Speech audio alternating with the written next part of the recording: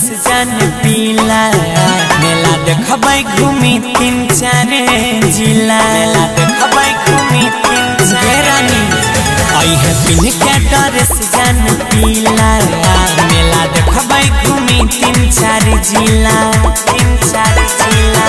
करी है बेसी न गेलेट करबो गाछी लंगा वेट करी है बेसी न गेलेट करबो गाछी लंगा वेट सहेली के लेके आई है नहीं अकेला के जान मेला में झूले बतोरा झूला के जान भारतम खिले बोरा रसगुल्ला के जान मेला में झूले बतोरा झूला के जान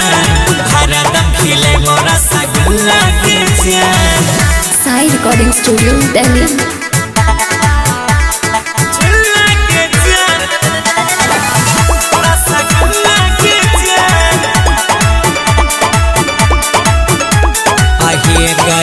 पहले दशहरा के मेला बड़ी पावन सबसे मंदिरिया लागे छे मन भावन मोती के कुआं यार सरकस देखे में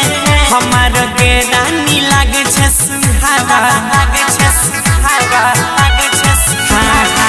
पहले दशहरा के मेला बड़ी पावन सबसे मंदिरिया लागे छे सुहावन मनिहारी के दुकान घुरैबा लागत देखे में बहुते सुहावन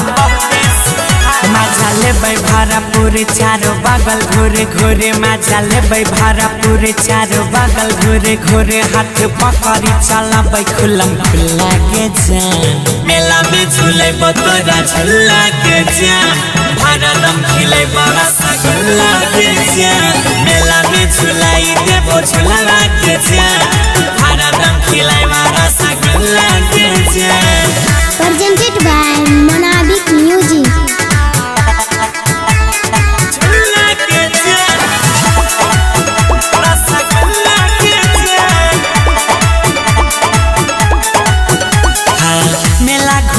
के मिलल छै आजादी सगरे गूंजै छै जय माता दी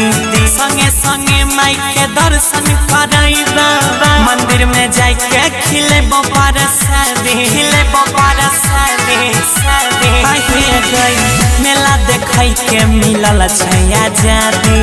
सगरे गूंजै छै जय माता दी सुपौल मैया के दर्शन कराई के पंडित जी से हम दिले बपार संगादी हमारे आइस का हो बात रहते गौरव के साथ गुड्डू सन्नी का हो बात रहते हनियों के साथ नौमी दिन झूठे सौसे मुहल्ला के जान मेला में झूलाऊंगा मैं झूला